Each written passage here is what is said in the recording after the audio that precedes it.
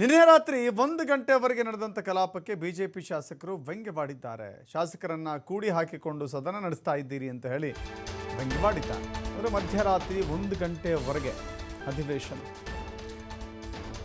ಅಧ್ಯಕ್ಷರೇ ನಿಮಗೆ ಅತ್ಯುತ್ತಮ ಪ್ರಶಸ್ತಿ ಕೊಡಬೇಕು ಅಂತ ಸುನೀಲ್ ಕುಮಾರ್ ಹೇಳಿದ್ದಾರೆ.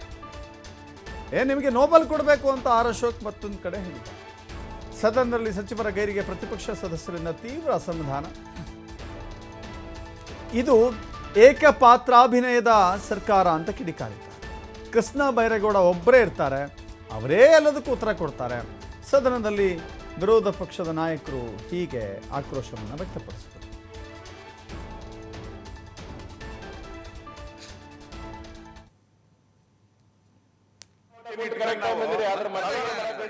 ಊರಿಗೊಬ್ಬರೇ ಪದ್ಮಾವತಿ ಆಗೌಟವರೇ ಎಲ್ಲ ಇಲಾಖೆದು ಅವರೇ ಅವರೇ ಇದೇ ಸ್ಥಿತಿ ನಾವಿದ್ದ ಅಧ್ಯಕ್ಷರೇ ರಾತ್ರಿ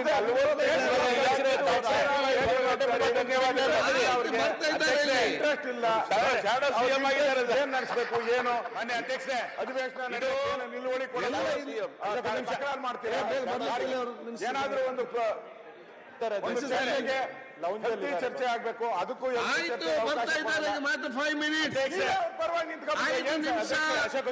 ಪರವಾಗಿ 5 ನಿಮಿಷ ಬರ್ತಾರೆ ಎಲ್ಲ ಇಲ್ಲೇ ಒಂದು 5 ನಿಮಿಷ ಈಗ ನಿಮ್ಮನ್ನ ಅವ್ರ ಪರ ಎಷ್ಟು ಸದಸ್ಯರೆಲ್ಲ ಅವ್ರ ಪರ ಎಲ್ಲ ಕೂಡ ಬಂದಿದ್ದಾರೆ ನೋಡಿ. ಕ್ಲಿಯರ್ ಆಗಿ ಅವ್ರ ಪರ ಇದ್ದೀರಾ? ಏಕ ವ್ಯಕ್ತಿ ಸರ್ಕಾರ ಇದು ಏಕ ವ್ಯಕ್ತಿ ಸರ್ಕಾರ. ಕೃಷ್ಣ ಬೈರೇಗೌಡರು ಒಬ್ರೆ ಏಕಪಾತ್ರ ಅಭಿನಯ. ರಾತ್ರಿ 1 ಗಂಟೆ ತನಕ ಅವರೇ, ಬೆಳಿಗ್ಗೆ 10 ಗಂಟೆಗೆ ಅವರೇ, ಎಲ್ಲ ಕಾಲಿಂಗ್ ಅಟೆನ್ಷನ್ ಅವರೇ. ಏಕ ವ್ಯಕ್ತಿ ಸರ್ಕಾರ. ಮಂತ್ರಿಮಂಡಲ ಇಲ್ಲ, ಕೇಳಿ ಮಂತ್ರಿಮಂಡಲ ಇಲ್ಲ, ಏಕ ವ್ಯಕ್ತಿ ಸರ್ಕಾರ. ಎಲ್ಲ ಅವರೇ ನಡೆಸೋದು. ನಿಮ್ಮ ಶಾಸಕರೇ ಇದ್ದಾಗ ಕೇಳಿ ಎಲ್ಲ ಶಾಸಕರಿಗೆ. ನಿನ್ನೆ ಇವಾಗ ಹೇಳಿ ಸಚಿವರು ಬಿಡಿ ಸರ್, ಇವಾಗ ಹೇಳಿ ಹೋಗ್ಲಿ.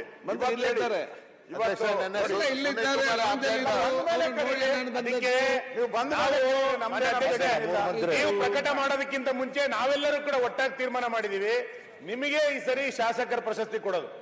ಯಾಕೆಂದ್ರೆ ರಾತ್ರಿ ಎಲ್ಲರನ್ನು ಒಟ್ಟಾಕಿ ಕೂಡ್ತಿದ್ರಲ್ಲ, ನಿಮಗೆ ಪ್ರಶಸ್ತಿ ಸಲ್ಬೇಕದು. ಸರ್, ಈಗ ನಿಮ್ಗೆ ಒಂದು ನೋಬೆಲ್ ಪ್ರಶಸ್ತಿ ಕೊಟ್ಬಿಡೋಣ. ಈಗ ನೋಬೆಲ್ ಪ್ರಶಸ್ತಿ ಕೊಟ್ಬಿಡೋಣ, ಫಸ್ಟ್ ಕ್ಲಾಸ್. ಈಗ ಎಲ್ಲ ಇದ್ರು ಕಾಲಿಂಗ್ ಅಟೆನ್ಷನ್ ಅಲ್ಲಿ ಪ್ರಭುತ್ವ ನೀವು ಎಲ್ಲಿಗೆ ಬೇಗ ಎದ್ದೋದದ್ದು? ಮಾನ್ಯ ಸಭಾಧ್ಯಕ್ಷರೇ, ಒಂದು ನಿಮಿಷ, ಸೂಚನೆ ಇದೆ. ಒಂದು ಸೆಕೆಂಡ್.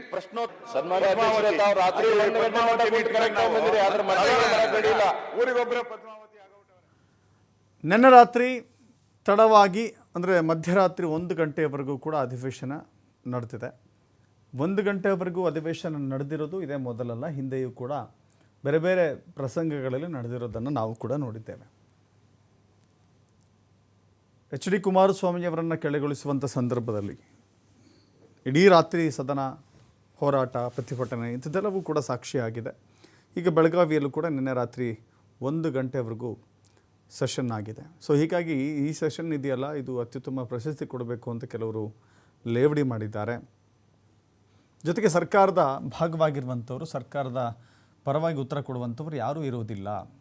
ಯಾವಾಗಲೂ ಕೂಡ ಕೃಷ್ಣ ಬೈರೇಗೌಡ ಕಂದಾಯ ಸಚಿವರು ಮಾತ್ರ ಇರ್ತಾರೆ, ಅವರು ಮಾತ್ರ ಎಲ್ಲದಕ್ಕೂ ಉತ್ತರ ಕೊಡ್ತಾರೆ. ಒಂದು ಆಳುವ ಸರ್ಕಾರವಾಗಿ ಮುಖ್ಯಮಂತ್ರಿಗಳಾದಿಯಾಗಿ ಸಚಿವ ಸಂಪುಟದ ಸದಸ್ಯರು ಗೈರಾಗ್ತಾರೆ ಅನ್ನೋದು ವಿಪಕ್ಷಗಳ ಆಕ್ರೋಶಕ್ಕೆ ಕಾರಣವಾಯಿತು.